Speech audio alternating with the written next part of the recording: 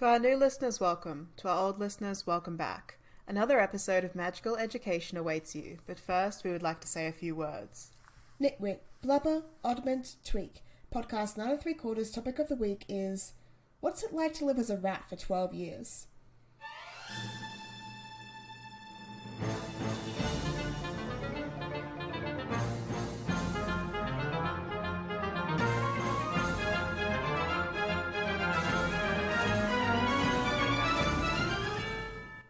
Hey there listeners, I'm Jem. And I'm Reeah, and today we're talking about Peter Pettigrew / Scabbers and how crazy he is. Why did he do this thing that he did? Yeah, I mean, he was scared. He was a terrified man running from the law. Yeah. Yeah, I get that, but he spent 12 years as a rat. 12 years, that's so long. Yeah. I mean, I guess, he knew that they would have ways of magically tracing him, magically finding him. If anyone ever saw his face, he's done. So... Really? Yeah, he's meant to be dead. Yeah, but, it's a big world, my dude. Why does he have to stay in Britain? Can't he go somewhere else? He can only speak English. Lots of countries speak English. Thanks, Britain. Yeah, thanks, colonialism. Yeah, I mean, I guess he wanted to stick around. It does seem weird. He could have literally fled to Australia. He could have fled anywhere. And just, because it's not like he was loyal to Voldemort. He was just more scared than anything else. He also could have tried to integrate himself into a Muggle community, because he already spends 12 years not doing any magic. So what's the difference? Escape from capitalism, I guess. Yeah. I mean, also, he's taken care of during those 12 years. He doesn't have to make his own food, clean his own house, wipe up his own shit.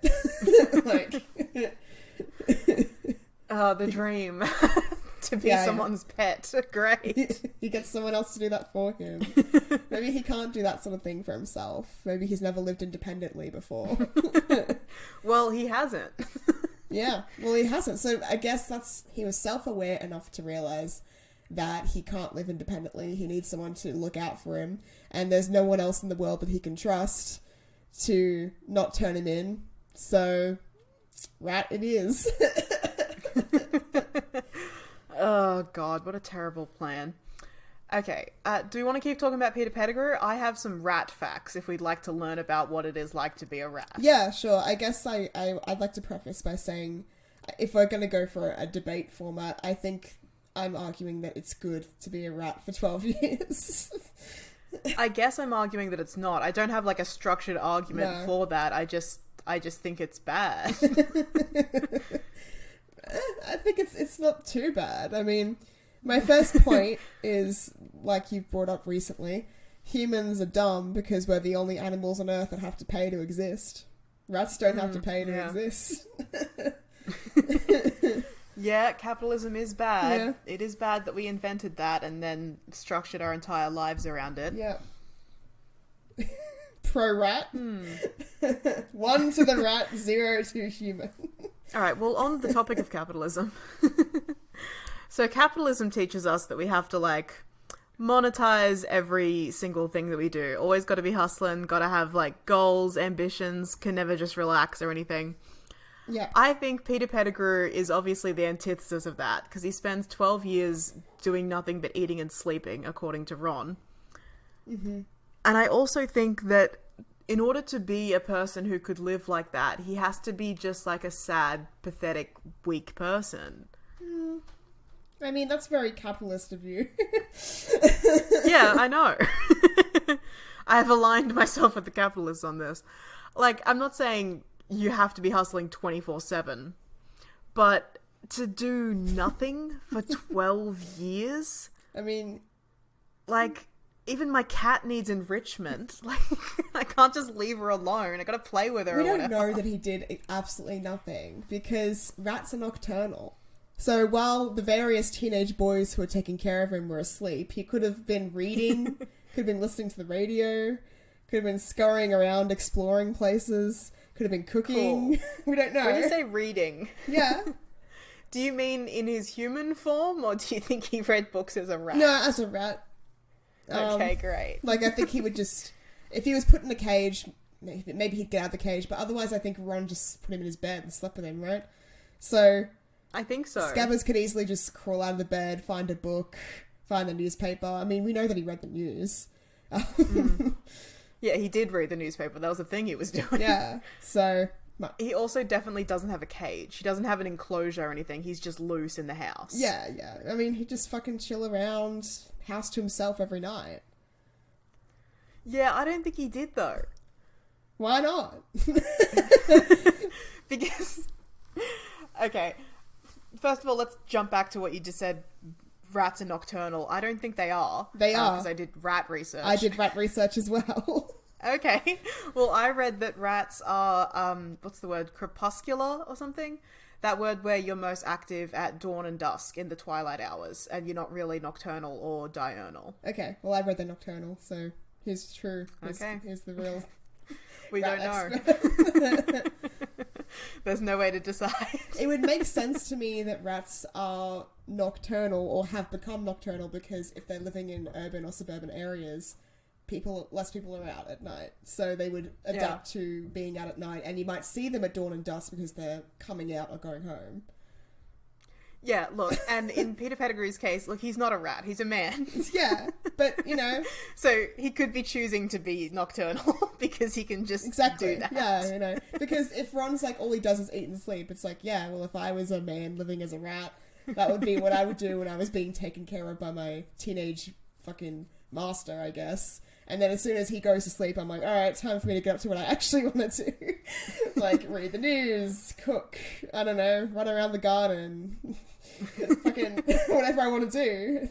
World's my oyster. Read the news, run around the garden. All the enrichment tasks a rat could desire. Exactly. Rats are real smart, you know? Rats are smart. Once again, he's not a rat, he is a man. You know how Sirius said that, like, he started to take on dog qualities after a while? Yeah. I wonder if being a rat made Peter Pettigrew a bit smarter. I don't think Peter Pettigrew was a stupid man. No. So I have some notes here because I was like, well, being a rat, it's kind of like living in social isolation for 12 years. Mm. Because even though he's around humans and, like, he can observe the lives of the Weasleys, like watching a soap opera, and he does. Like, he's involved in their lives, I guess, but he can't talk to them or express any emotions or anything. It's kind of like, it's got to be like, you know when you're listening to a podcast and the people on the podcast are saying something incredibly wrong and you know the right answer and you want to die from screaming so loud? Rats aren't nocturnal, you fucking idiot! Yeah. Yeah, that vibe. Yeah, probably. I mean, he's an active voyeur. I think that he's the kind of guy that would, like, enjoy that, though. I don't think he's ever been one to... When he was hanging out with the Marauders, he was definitely the object of, like, low-key bullying from his friends. Because he couldn't come up with something clever to say. Yeah. Quick enough, or, like, he wasn't interesting enough. So, him being a voyeur, he's probably used to that sort of shit. He's probably used to just sort of being the one that reads all the dynamics of everyone in the room, but doesn't really get involved very much. Yeah, he was definitely, like, the black sheep of basically every social situation he's ever been in, who hangs out with the cooler, stronger kids for protection, basically. That's always been his jam. But where I was going with this is, like, a regular person, like a human person, would go insane if they had no social interaction at all for 12 years. But he does have social interaction. Like... He has the social interaction of watching the Weasleys, and also apparently he can communicate with rats. So if there's other rats in the Weasley house... Which I assume there would be. Yeah, there's gotta be. Yeah, I mean, they live on a farm. There's rats on the farm. Yeah. Like, it's happening. So you can talk to the other rats. In the movies, at least, they have chickens and pigs and things. I don't know if they do. Actually, maybe a chicken coop is mentioned at some point in the books. Can't remember. The Weasleys maybe have some other animals. If nothing else, they have owls and gnomes and shit running around. Although, that's an interesting point. Did Errol know that Peter Pettigrew was a man? Owls are a little more clever, but not clever enough, apparently. I think just Measles, because Hedwig was around Scabbers too, and she didn't really alert anything. But Crookshanks was like, this guy's a man. Yeah. Crookshanks knew this was a man. But, if we're saying that Peter Pettigrew can talk to the other animals, did he just give Errol the cold shoulder for 12 years? No, he can only talk to rats. Oh, can he? Okay. I'm pretty sure. It's never mentioned that he can talk to any other animal, just rats. I just reckon he can talk to other animals, because, Sirius can talk to Crookshanks. No, but Crookshanks is an easel. Yeah. That's the difference. So that's... I think we covered this in our Animagus episode. If you can talk to other magical creatures, like measles, but you can't talk to any other animal besides the animal that you are. Sirius could talk to other dogs, I guess. Yeah, I think that's correct. Okay. Yeah. So, I keep going back and forth on this point. Yes, so he had very, very minimal social interaction for 12 years. That should have driven him mad. There's a reason why we put people into solitary isolation in prisons. It's torture to do that to someone. Yeah. So he should have gone crazy. But well, he is. Yeah, he is crazy. But when he turns back into a man, he's nibbling on his fingers and scurrying around. And he's like, ah! He's not not doing all right great. up there. But he's also not talking to himself. He's not having a full-on mental breakdown every second we look at him. But he's not talking to himself, but he is he has no filter. And he just is talking to people really weirdly. It shows. It had an effect on him. Sirius talks about how spending a lot of time in his dog shape while in Azkaban kept him sane, but I always attributed that more to the harsh conditions of Azkaban and being a dog as a reprieve from being a man. Yeah. But he also talks about how when he's in his dog shape, emotions are simplified. Mm-hmm. So I think that for Peter, spending 12 years as a rat, you're basically spending 12 years with a rat brain with more primitive emotions and cognition. I think part of the reason why he can get by just sleeping and eating all the time is because he would be less bored. Yeah. I'm not going to say full rat brain. I'm going to say 80% rat brain. Yeah. Yeah. I think he still knows he's a man. He still knows the things that he knows, and he can still learn new information and stuff like that. But he's not really he doesn't need constant stimulation. Mm. I think human mind inside of a rat brain, basically. True. Good point. Yeah, he's not fully a rat. He is definitely a man. But I really think that being in his brain being in the shape of a rat's brain has a serious effect on him. Yeah. Hmm. Maybe it's for the better. Look, sometimes, I think of this often. When you see a cartoon or a movie with a provincial woman, and she has one of those metal racks that she lays down in the river, and she gets a bunch of clothes and scrubs it along this rack to yeah, a washboard. Yeah, I want to do that to my brain. I want to be able to remove my brain, scrub it in that icy cold, crisp river, and just sort of clean it completely. I don't like that. And then that. put it back in. So maybe it's good to have a human mind and consciousness, but in the simplicity and the feralness, the simpleness of a rat brain. Maybe that's good. Actually. You were talking earlier about at night maybe he runs around the garden. Maybe that's all he needs. Maybe that's great. One of my first point about why it's good to be a rat is being small is pretty cool. You get a new perspective on things. It is good to be small. I agree. It would be good to be I get to just it's late at night. Everyone's asleep. I can scurry downstairs and I can explore this whole garden.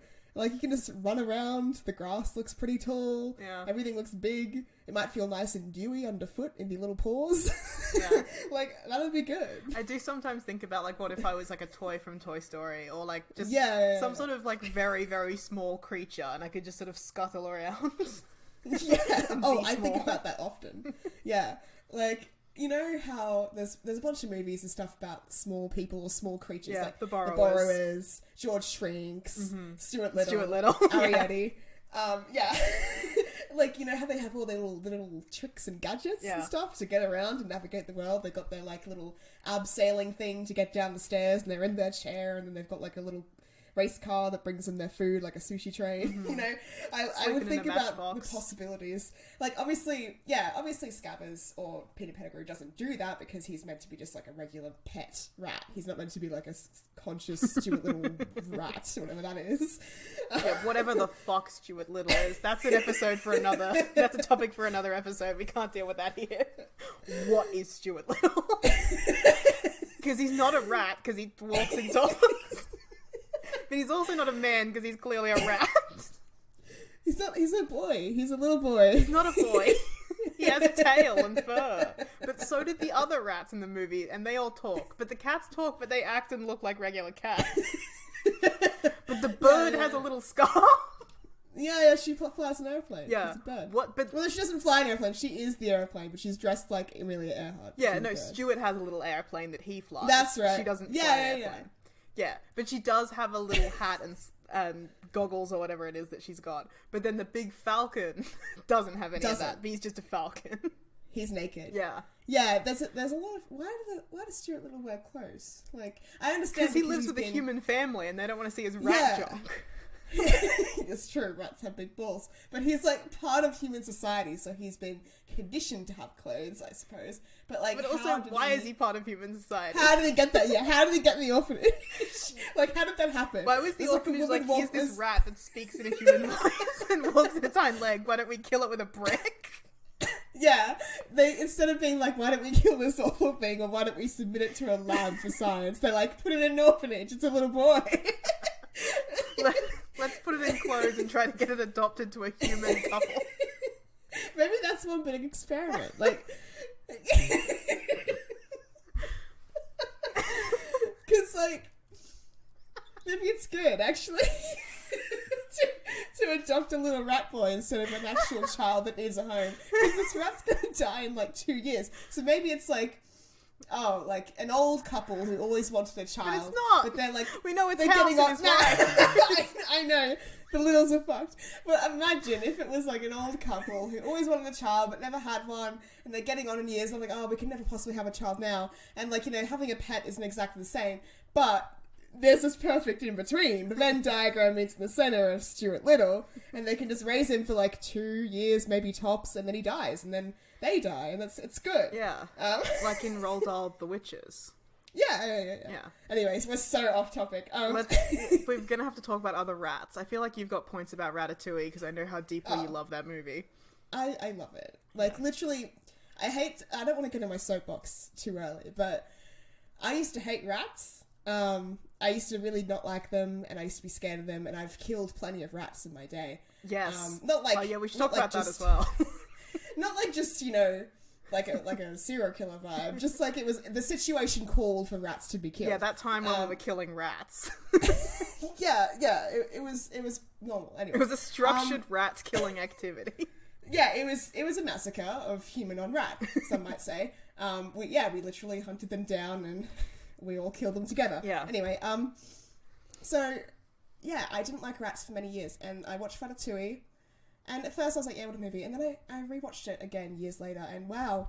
You know, it's true what they say. Movies really are empathy machines. I love rats now. I think that they're really smart and beautiful animals that should be respected. And Ratatouille, man. Ratatouille did that to me. Yeah. Anyway, I've always liked rats. I had a pet rat. Her name was Tinkerbell. And then later Tink, because I stopped liking Peter Pan as much during the time that I had this rat. And wow, lack of taste. I know. I like it again now. Look, childhood.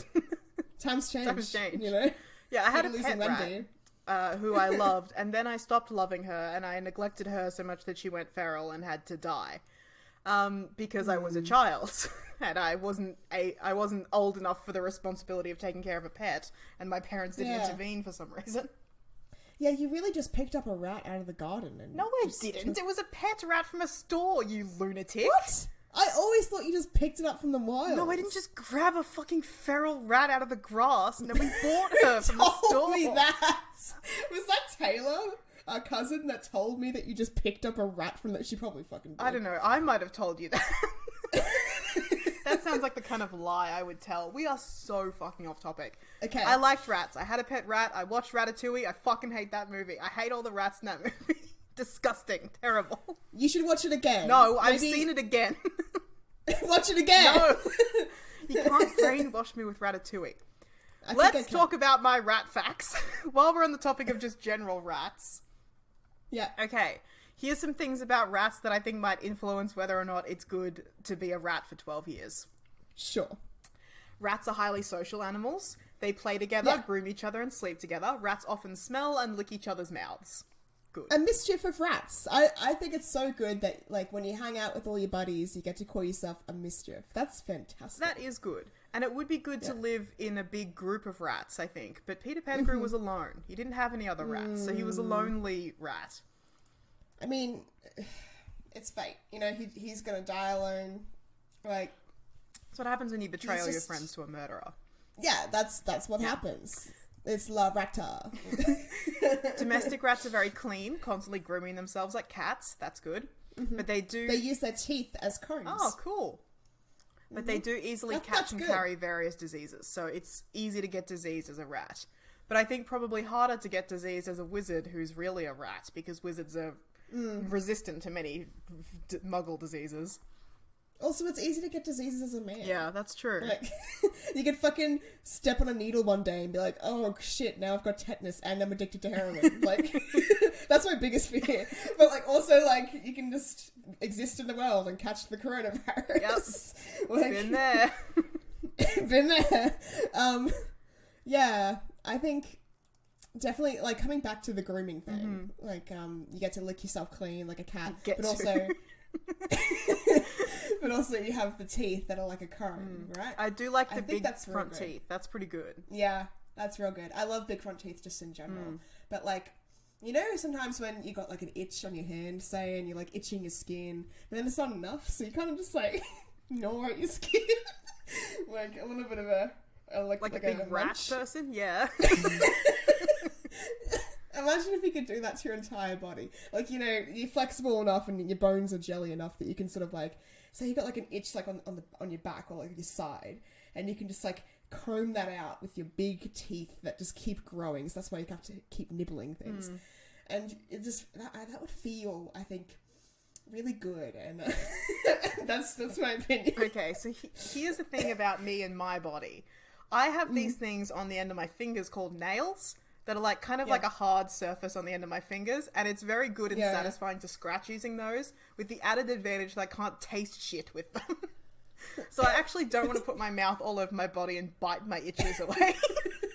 You can't taste with your teeth. Come no, on. but my teeth are right next to everything else that I can taste with.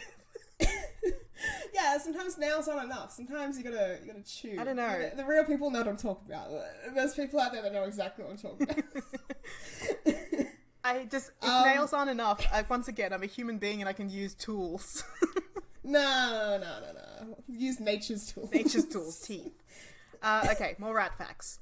Rats are opportunistic omnivores. They live on a diet of grains, cereals, berries and fruits, plant material, insects, and occasional meat, eggs, and fish. Oh, that sounds really pretty good for their iron. Like, you know, all that fish, that egg, that meat, that dried fruits, that's a really good... You know, they're getting their B12, they're getting their iron. Yeah. They're healthy, they're limber. The only thing that I don't like in that list is eggs, not insects. I'm fine with insects. Eggs? I don't like eggs. What the fuck? I eat an egg every second day. I eat eggs all the time, and I hate it every single time. Oh, yeah. But it would be good to like, crunch down on a crunchy insect. Yeah. Especially with your strong little teeth. Because, like I mentioned, the teeth just keep growing. Rat teeth just keep growing. And so that's why they have to constantly nibble at things. Which is also a bonus of being a rat. When you eat something, you pick it up with your little hands. And you just... Like, you just nibble at it like a little... And you, like, work it around. It just looks very satisfying.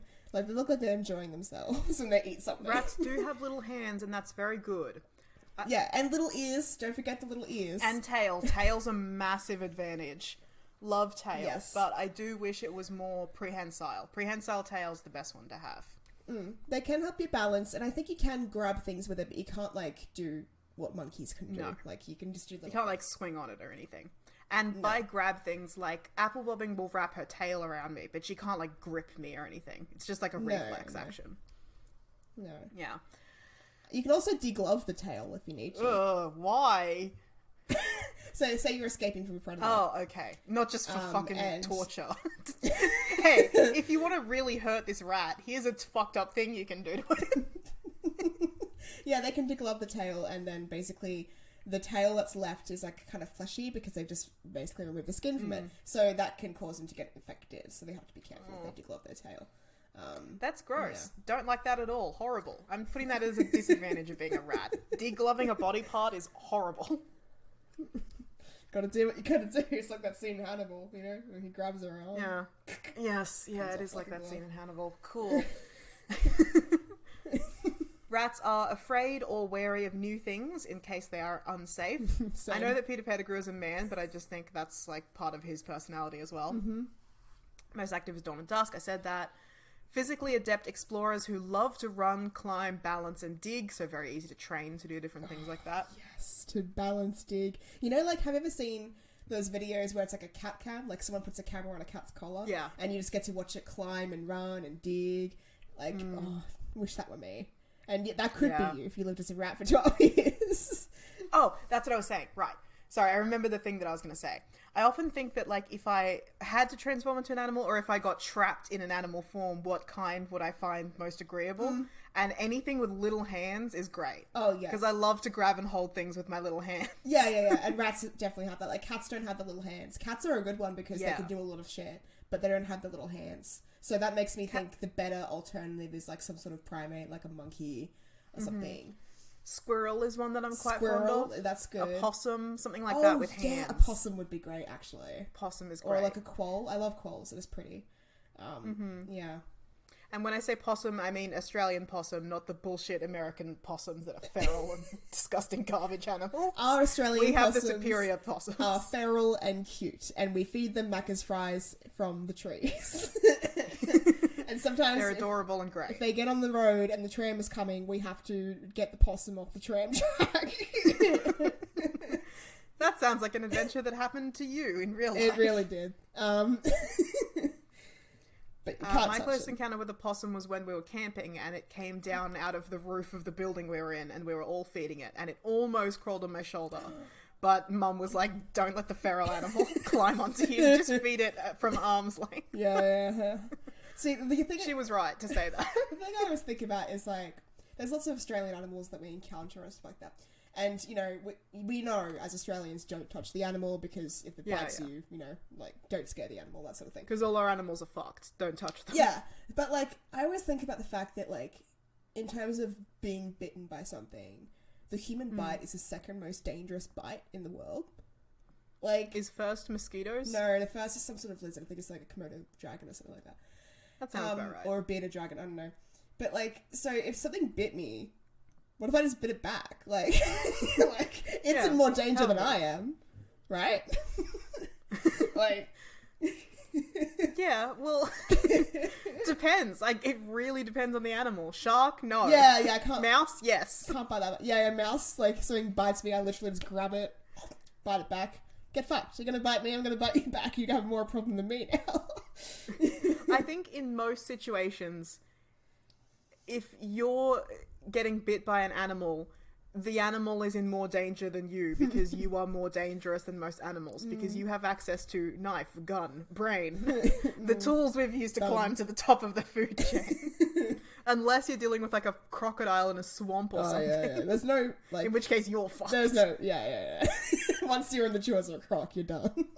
But I don't know, if I was dealing with a crocodile at the zoo or something, I reckon I could probably get away. Oh, no way. Absolutely not. Well, I know how to get out of the zoo cage. The crocodile There's doesn't. no zoo cage that if you fall into, you can get out easily enough for a croc. There's absolutely nothing. No way. Because they have to build them so that people don't fall into them. So if you manage to fall into a croc cage or croc enclosure, you're done. I just think I would have a better chance than if I was in the swamp with a crocodile.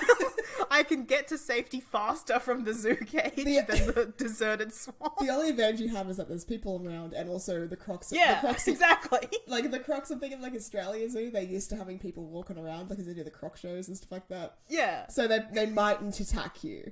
And also they're well fed, so they mightn't want to attack you because they're hungry. They're not hungry. Yeah, they would have absolutely no reason to attack me. Yeah. But it's like, oh, here's the zoo person again. Yeah, maybe. It's not like every time the zookeeper goes into the croc cage, it's a fucking all-out battle for survival. No, I mean, actually, I have a friend who works with animals, and whenever they're feeding the crocs or doing anything with the crocs, there has to be 3 people. One who's in the cage, another who spots them, and another who's up high outside of the cage watching the entire scenario. Because crocs are hunters, and so they have to make sure that nothing goes wrong, and there has to be 3 people involved at all times. So, I don't know, it's never like, it is kind of like a battle for survival every time. You kind of have to be really fucking on point every time. Anyway. Okay, good. I forget why we got onto this. I said I could survive a crocodile or something? Yeah, you said you could could make insane claims on the podcast. Another pro-rat argument, maybe. Okay. Maybe have the ability to control a human being like a puppet. Yeah, maybe. I knew we were going to go here. That's pretty cool. No other animal can do that. Patently false. Prove me wrong. I can easily prove you wrong. First of all, it's never established that it's all humans. I think that one guy was just a freak. But we are talking about Ratatouille again for anyone who hasn't seen that movie. Yeah, Linguini. But, like, what are the chances? Yeah, I think he's just like that. I don't think that's all humans. What are the odds that of all the people that this intelligent cooking rat runs into, it's the guy that is able to be moved around like a puppet? Maybe it's not like every human, but I'm going to say they're soulmates. Maybe it's like 45% of humans in that universe. 45%. No way. 0.45% I would give you, maybe. Get to have a tail. I've talked about this. Eating rats is taboo in some cultures, while perfectly fine in others. As far as I know about British culture, I think living as a rat for 12 years would mean you'd be relatively safe from being eaten. Yeah, I think so. That and being a pet. Like, I doubt Percy Weasley was waking up every day and flipping a coin to see if he eats his rat or not.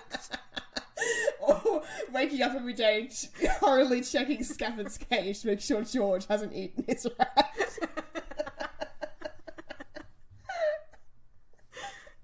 What an insane point to bring up. It's just what I came up when I was researching rats. I know where you read that. You read that on the rat Wikipedia because I read it as well, but I just ignored it because I'm like, well, that's not relevant to her. Oh, it's so relevant. You're like, no, we've got to talk about the fact that it's taboo in most cultures to eat rats, but not in all. Therefore, there's a slight chance you'll get eaten. You never know. I mean, if we were talking about living as a rat in general for 12 years, that's a risk you'd have to know. Which I think we should. Yeah. We should talk about it as the Weasleys' pets and also just in general. Yeah, that's a risk you'd have to know. I'd want to know what cultures, like, it's taboo to eat a rat in, because then I would be, that's the place I'd be going. That's, you know, like, that's one thing that's going to try and eat me. People. Yeah. People. You have a very keen sense of smell and could even be able to detect landmines. That's one of the things that rats do, working rats. Yeah, I've heard that rats are used to, like, sniff out gunpowder and stuff. Yeah, I've actually watched a lot of footage because when I was studying, like, peace and conflict studies, one of the big things is, like, the removal of landmines, like, years and years after wars. And yeah, working rats, like, they're, like, huge. They're, like, maybe half the size of a cat. And they put them in a little vest and on a little leash. And they basically just walk them around, and the rats just sort of give signals if they detect a landmine, and they save lives every day. That's cool. Yeah. See, that's what I could get behind, because hustle culture, like, that rat has a job. You're just mad that Peter Pettigrew is like a doll plodger? Is that what you're mad at? No. I'm mad that he doesn't have anything to fill his days. That we know of. Because I couldn't live like that.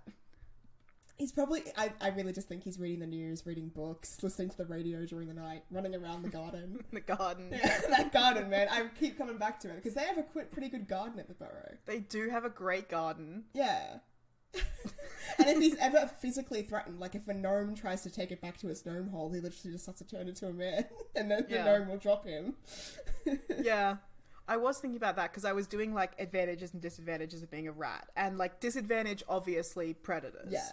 But the thing about if I'm a rat and a cat gets me is that it's very, very easy for me to turn back into a human and, I guess, kick the cat to death. I don't know. And that's what Peter Pettigrew did when he faked his death. Like, the cat was trying to get him. He turned into a man, spilled some blood, fled the scene. Like, oh, right, in the books. I'm like, okay, is the cat in this scenario Sirius Black? What are you talking about? Right, yeah, no, that was a thing that happened. no.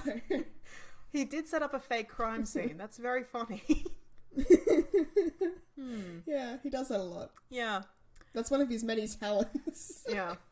So you were talking about cats have sensitive whiskers and good hearing. Is that one of the things you were saying? Rats do. Yeah, they have really good hearing and good sense of smell, and they have, sensitive whiskers, which are like, they can touch them on the grounds and surfaces and get a feel for the environment around them. Yeah, cool. I may have said cat there, but I did mean rat, yes. Okay, so a disadvantage that I have was rats have very, very weak eyesight. They can only see in shades of grey and light shadow. So shapes of things are indistinct, and in human terms, if you were a rat, you would be legally blind. But they can look in two directions at once, and they can also sleep with their eyes open. They can see above them as well. Yeah, they can look at the sky to check for birds, I guess, and also be looking at something else. Oh, they see in black and white. Okay. Yeah. Yeah. It's interesting to me that, like, you can go from being a human with apparently 20/20 vision to effectively blind as a rat. I would say that's a disadvantage. But you can see in so many other ways. Like, I think the whiskers thing is a big advantage, and the smell and the hearing. You'd just be like, you'd be on a whole other level of sensing the environment around you. You'd probably be seeing better than you would as a human. I just think it would be very disorienting. Oh yeah, but you'd get used to it, and also... Yeah, I guess. Like, he's been doing this since he was a teenager, in his case, so this is something that he's, like, running through the woods from a werewolf and stuff. Like, he's quite used to it. Yeah, he's used to it, but, like, I just truly cannot imagine what it would look like to be able to look in two completely different directions at once and be basically blind. Yeah, I can't picture another kind of vision. POV rat, yeah. Yeah, I think it'd be cool. I think that's a pro, actually. Because I often think about, like, what we're missing, because sight is our dominant, for most people, sight is our dominant sense. Yeah. And so I often wonder what we're missing, like, in terms of experiencing the world around us. Because I know I miss heaps. I have a terrible sense of smell. And I refuse to listen to anyone, so my hearing's out. I hate listening. Suck at smelling. So, yeah. I got a fifth sense. I don't know. You can swim really well as a rat. Rats have been known to swim up sewer pipes and even into toilets. Yep, hate that. And terrible. You can hold your breath underwater for several minutes. Several minutes? But you know what I can also do as a human? Hold your breath underwater for several minutes. And swim. Great. I'm great at it. I love to swim. Not in the toilet, but once again, I'm not a rat. I just think the ability to swim up a pipe, I think that's, like, obviously the size is part of it, but, like, that's fucking hard to do. I think that they're really good swimmers. It is hard to do, and even if I was a rat, I would never, ever, ever do that. That would be like, swimming through pipes would be like cave diving, which is another thing that I would rather shoot myself in the head with a gun than ever do. True. But it is good to know. Like, if you need to go into the sewers and make a little boat, you can. But if you fall out of the boat, it's no biggie. You're fine. You can just swim. No. I hate the idea of swimming through a long enclosed space without knowing with absolute certainty what's on the other side, or that there's going to be an air pocket you can get to. Yeah, terrible. Hate that. Disadvantage. Don't want to be a rat. No. Oh well, I think it's good. Another pro here, you can eat a lot of eggs from birds. This is, I don't know why, anyone can do that. That's not rat specific. I look forward to seeing how many of your pro rat things are just things you could do now. I can bite myself with my teeth. Great. Another thing I can do, but choose not to. I can do that now, but I can't comb myself with my teeth. I feel like that would be exhilarating, you know? You ever had hair stuck between your teeth? That's not good. No! Ew! How the fuck did you get hair stuck between your teeth? I didn't. I've had other things stuck between my teeth, and I can just extrapolate. I can imagine what it's like. Flossing? You ran out of floss? Yeah, and I decided to use my own human hair from my back. Like Jack Sparrow. Classic. Yeah. Oh, man. They have very strong teeth, very sensitive whiskers. Yeah. When you smile, your ears relax, droop, and become pinker. How cute. That's very cute. That's a big advantage. That's real good. That's definitely 100 points plus to that. What is this rating system?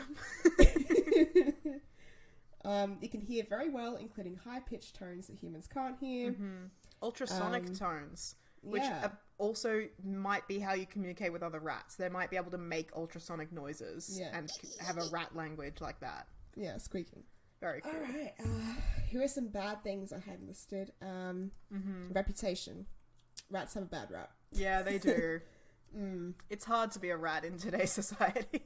But, you know, as a wise woman once said, it's hard out here for a bitch. Women have a bad reputation too, and I'm still here. Like What's the so bad? noble rat. Women have a bad rap. You know? I also think... Maybe it's alright. I also think that the social pressures of being a rat, which is an insane thing to say, would definitely be less in Wizarding Society versus Muggle, because wizards are all about cats, rats, toads. Like, they love that shit. Yeah, rats are witchy, so not as bad, I guess. In many ways, it's probably worse to be like a dog in Wizarding Society. Oh, we know what it is worse to be. A pig. They hate pigs. They hate pigs. Owl, top of the food chain. Pig, terrible. Rat, probably somewhere pretty near the top. Yeah, like top corner. But that said, you are like the ugly fat girl of rats, because Ron goes to the rat store, or the pet store. Oh, true, and there's rats there that are like glossy and beautiful and Yeah. playing jump rope with each other's tails. Material girl, sleek, sexy and like the rats. pet store owner looks at this and is like, disgusting. This thing What should is be this- dead. It's filthy What is and this horrible. dumb rat? Yeah, You should that's throw true. this in the bin. You're not yassified. You're not like the other beautiful rats. Yeah. But have you considered that maybe if I was a rat, I would be beautiful, so it's fine. Oh, yeah. I mean, I am naturally beautiful, so that would... Yeah, like, I'm that naturally would- superior to my peers. And also, Peter Pettigrew, lest we forget, is a man. And as we know, whenever a woman becomes an animal, she gets, like, animal titties and lashes and stuff, and is instantly more yassified and pretty. So that would be me. That is the rule. Yeah, I'd be attractive rat. Rat-tractive, some might say. What else have I got here? High birth rate. Yeah, sucks. Yeah, as a female rat, it's something like a litter of 6 to 12 rats every 3 weeks or something. What? Yeah, it's crazy. What? Rats breed so fast. You have I'm no keeping idea.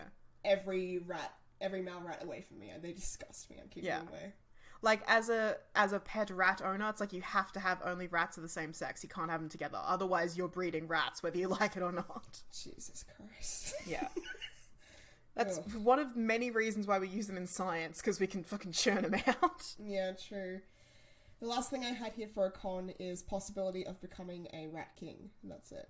Yes. Rat kings are very, very bad. If anyone doesn't know what they are, it's when a bunch of rats...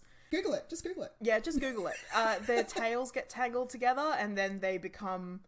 Like imagine a wagon wheel of rats, but instead of being spokes meeting at the center, it's rat tails in a big knot. I don't know why they wouldn't call it a rat ring. I mean, it's right there. It's because they're the king of rats. In folklore, they sometimes get psychic powers. Ooh, that's not bad then. Yeah, it's like 12 rat brains combined into one. It's like a Pokemon evolution. Ooh, I mean, you know... I don't know if that's true. I don't think it is, but in folklore, sure. You're part of the ship, part of the crew, but extra psychic powers is pretty good. Yeah. Look, in Harry Potter, I wouldn't put it past a rat king to exist and have psychic powers, but I don't want to be part of one. I'd rather keep my own non-psychic brain separate. And not have to be tangled by the tail with 11 other rats. Terrible. Yeah. No good. Yeah. Look, there is debate around whether rat kings are real or if they were just a hoax set up to make historians freak out. Look, I don't know. I just hope it's not real. I think they've definitely existed, but like people make them maybe. I don't think they might not be naturally occurring. I hope they wouldn't be naturally occurring. Yeah, I haven't seen enough rats at once. The only time I saw enough rats at once was the massacre that we all participated in. But yeah. Do you want to explain that, or are you happy leaving it vague? Maybe it's best to leave it vague. No, I mean, long story short, we were on a farm, the rats were getting into the chicken coop and killing all the chickens, so we had to go kill the rats. Yeah. That's life on the farm, guys. That's how it is. As a fun game on the farm, we decided to clear the rats out of the chicken coop we all surrounded the chicken coop with big sticks and dogs who were trained to rat, and our uncle, or man who we knew on the farm, went into the chicken coop and scared all the rats out, and then we beat them to death.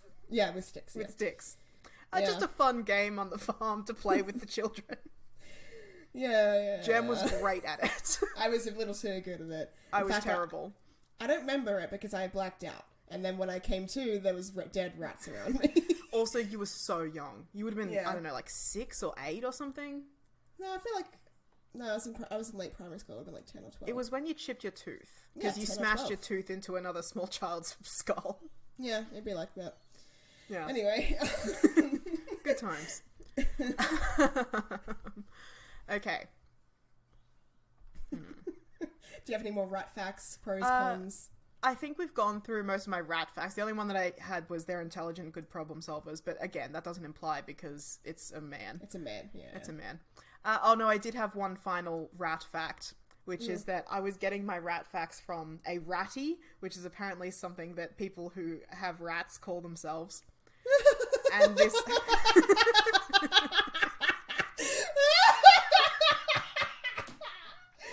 No, they don't. No, they don't. Yeah. People who keep rats and, like, make that part of their personality instead of just having a rat. Oh, no. Yeah. Okay, so apparently you're gonna love this. So apparently some ratties will have a heart rat, which is what they call the rat that they bond with the most. Their most beloved rat of all. Because it's normal to have many rats over a course of a lifetime, because rats live less than humans. Right. And this particular ratty whose blog I was reading and talking about their heart rat posted a picture of their heart rat, and it was named Ron Weasley. Oh, and I thought that was very cute and on brand. Oh. And also deeply insane. No, they're happy. I love that for them. Yeah, live your best life. So, something that I think about, not a lot, but probably more than I would say is normal. 3 times a week? Not 3 times a week, less than that. Just a little hypothetical that I like to explore in my own brain is, if I was the pet of an alien, could I be happy with that life? Yeah, I think there's lots of benefits. Yeah. You know, you get fed, you get a roof over your head, you don't have to worry about, like, hustling to have the basic needs of survival. Yeah, right? Once again, freedom from capitalism. Then there's the, you know, so in your Maslow's hierarchy of needs, your bottom triangles needs are being fulfilled. But then there's the other ones, the, like, you know, self-realization. That's the peak of the triangle. The togetherness or belonging or whatever that is. Yeah. You can get that. Togetherness and belonging, you can get that with your owners, for lack of a better term. But the self-realization and the human dignity part, that's where it's getting grim, isn't it? Dignity is really low. Dignity is through the pits. Yeah. And, like, self-actualization, I don't know. Would I say apple bobbing is self-actualized? It's really hard to say. And I do want to preface this, and by preface I mean, I guess, say in the middle. I do want to contextualize this by saying that, for me, this hypothetical, it's very important that it's like an alien, because it's a completely different hypothetical to be like, would I be happy being the pet of another human being? Because that's we're talking something else at the moment. Absolutely. In this hypothetical, like, an alien species is like the equivalent evolution and social development, blah, blah, blah, where the alien is to us humans that we are to dogs, basically. And, like, they just sometimes adopt and have humans as pets. And could I be happy if I was somebody else's pet? And I think for me, the big determinant in whether or not I can be happy as someone else's pet is, like, boredom. I just think I would be so fucking bored. Intolerably bored, which I guess is my big problem with Peter Pettigrew. What was he doing for 12 years? Why wasn't he hustling? But then also, so part of me being a responsible pet owner and taking care of apple bobbing, who is my cat, if I haven't said that in this episode. I think I've referred to her both as my cat and as apple bobbing, but not at the same time. Yeah. Is that, like, I give her the proper enrichment, which for her is a piece of string on the ground, or toys, or a ball with a bell in it. She loves that shit. Yeah. That makes her so happy and fulfilled. Whereas I think if I was the pet of an alien, the enrichment they would have to give me would be like Netflix, and Stardew Valley, and books to read, and podcasts to listen to. Which play dates with other human pets. Isn't a bad life. I say this, but then I remember like being an ISO, right? Like, yeah, I was going to bring up ISO as well. Like Yeah, being an ISO so- but you can't talk to anyone or do anything is kind of what Peter Pettigrew's life was. Yeah, like, and when I was an ISO, I kept being like, oh, I'll do something productive, like write, and then I watched like 6 movies in a day. Yeah. And it's like, maybe it's not best for me to be a pet, because I would just like absolutely succumb to that behaviour. Just become like a fat cat, just lying around. Just lying around. Which, hey, a peaceful life, that's for sure. Yeah. Look, But not fulfilling. without the... Is extrinsic a word? Whatever. Yeah. Without the, like, external drive towards productivity that is work, I have to be productive in order to provide food and shelter and blah, blah, blah to myself. Yeah. It is harder to force yourself to be productive. But that said, I am productive for reasons that have nothing to do with work. This entire podcast has done nothing but cost me time and money. Yeah. But I still did it because I found it fun and fulfilling. And if I was a pet, I would still want to do things like do a podcast with my sister. And other, like, productive things, like I sew my own clothes. I like to cook with my friends. You know, things like that just enrich my life, but don't make me money. But the problem is you're at the whim of your owner. Exactly. Like, you mightn't be able to cook with your friends or do a podcast with your sister or sew Yeah. your own clothes. Maybe my 'cause they sister might- isn't also a pet. They're buying... Oh, see, that's what I would hate. They're Yeah. buying you your clothes. I can't dress how I want. Uh-huh. Where's the fashion? No. Yeah, you are very I'm much out. at the whim of another creature. No, I'm out. Done. This is why dignity is through the pits. As soon as they try and put me in skinny jeans, I'm out. Yeah. Like, how often do you see somebody with, like, a little dog or whatever that they're putting in a million costumes? And it's like, I just feel so bad for that dog. Maybe they love it, but I know if I was that dog, I would hate it. I would hate it if my alien owners wanted to put me in a fucking dress or whatever. Yeah, I hate that. Let me be naked? What am I how do I dress in this scenario? Just normal. Yeah. Yeah, I What don't know about, what like- the normal human pet dress is. What about, like, what it would be like to be a rat but not owned by the Weasleys, right? Yes. I wanted to talk about the differences between being a pet and being free. So, like, if it is a given that Peter Pettigrew has to remain a rat because that's the only way that he can be safe. First of all, I don't think that's true. I think he could have gone to Australia or whatever. But if he has to be a rat, is it better to be a pet or is it better to be free? Definitely safer to be a pet, but Absolutely. you run the risk of being exposed at any time. Uh-huh. And for Peter Pettigrew, I think it's absolutely better to be a pet because he's a lazy, stupid person But then who's all about his own personal safety. there's, like, the benefit of being free is I get to live out my Stuart Little fantasy. Yeah. Not, like, being adopted by family, but, like, I get to have all my little things. Yeah. My little gadgets and my little cars and stuff like You that. get to swim up a pipe into a toilet, which is something that you apparently think is good. Yeah. If I'm a He bit free, me, I bite him back. if I don't have to wait until night to run around the garden, I can just run around the garden anytime I want. And once again, predators aren't a problem because if a bird gets me, I get that bird because I That's become a true. human again. Yeah, that's true. If anyone tries to, you know, if I'm a rat homeowner, with my little gadgets. But you're gonna say rat homo. Yeah, if I'm a rat homeowner, I'm imagining I'm living in like a Barbie dream house or something like that. Yeah. Like, if anyone tries to destroy my dream house, I simply jump outside the dream house, turn into a human, and kick that cat, get rid of that bird. Like, that's what it is. Yeah. And then I can live out my little life with all my little things. I can have my little clothing. You know, I'd probably take them from dolls and stuff like that. Yeah, that's good, actually. I'd be, Yeah. I think my primary uniform as a free rat would be, I would find, like, a little cowboy hat, and that would be it. Like, I would just wear the cowboy hat, and then just be a rat. Yeah. There is a Terry Pratchett novel which is all about like hyper intelligent rats in a clan and the way that they live, and they do have like a whole thing of how they dress themselves, and they, as a colony, decide that the best thing to do is basically cover yourself in cool little belts that you can put things through. And they love that. But there's one rat who's like kind of the bard of the group who does figure out a way to do a hat, and it's by sticking his ears through it. He manages to keep it on his head. Otherwise the hat falls off.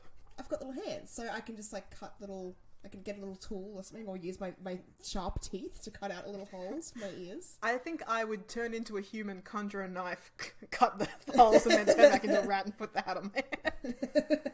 No, I gotta commit. You gotta nibble. It's good. You have to keep nibbling, because otherwise your teeth will just keep growing, and that's not good. They can't grow too much.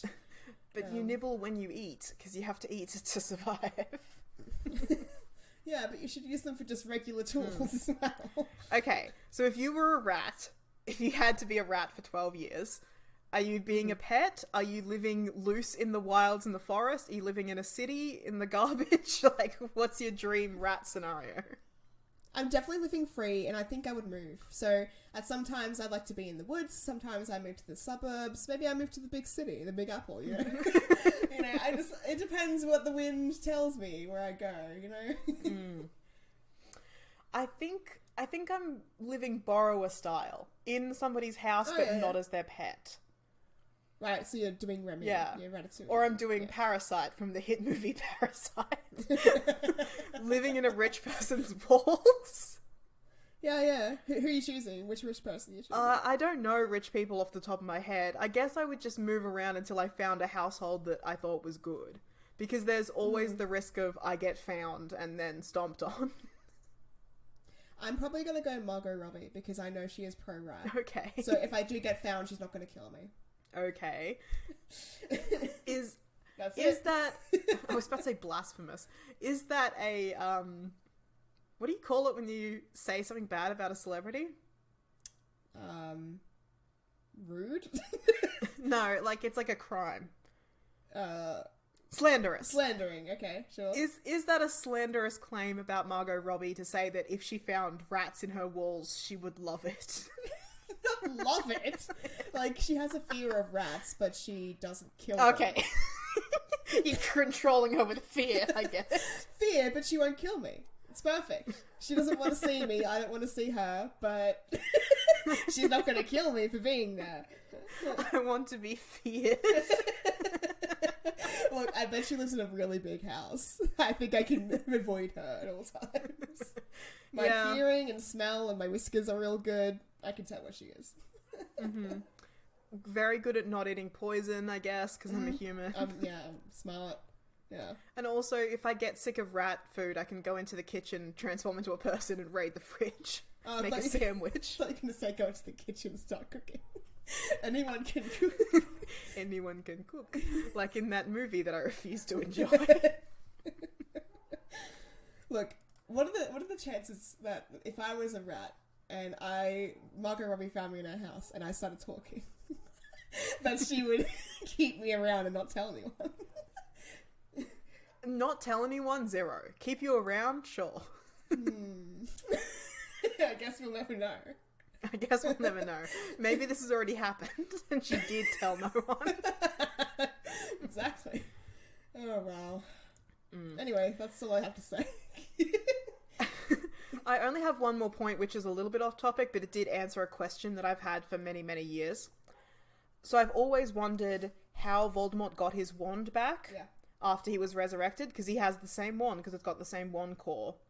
And apparently Peter Pettigrew went into the destroyed Potter's house after Voldemort fell, took Voldemort's wand and kept it safe with him for 12 years while he was a rat. Right. Just put it in his pocket. Yeah, he was always planning to go back to Voldemort and was like, oh, if I can, bring him his wand, he maybe won't kill me for abandoning him. Yeah. Yeah. So that's just like a little plot hole that I've always wondered about explained away. Because I was always like, how did the wand get out of the destroyed Potter's house and back to Voldemort? Yeah, good point. Yeah. Right. That also makes him worse as a person, because it's very much like he wasn't hiding out and just waiting to see what would happen. He was hiding out and waiting for Voldemort to come back. Yeah, it was premeditated. Yeah. Yeah. That makes him worse. He's Lavater. So have we decided if it's good to be a rat? What is it like to be a rat for 12 years? I still think terrible, mostly because of boredom, lack of dignity, the fact that I can't talk to anyone. You know, the basics. No, I think it's really good. I'm free from capitalism. I am not really threatened by predators because I can turn into a human. And if you are threatened by predators, you can just fake your own death with an elaborate crime scene. True. And I can live out my little fantasy life, be a homeowner. Imagine. So, yeah, I'm down for being a rat. I think it's good. I have been Jem, and in the Disney film The Great Mouse Detective, it is implied that under every inhabitant of London, there is an equivalent rat version of them, including the Queen. So I like to think that my equivalent rat version of me is not exactly living the dream rat life that I've conjured up in this episode, but is still content as I am.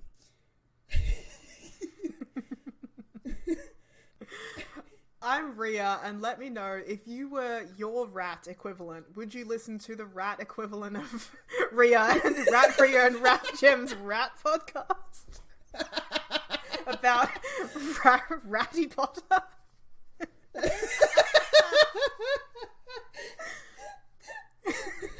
For all my ratties out there.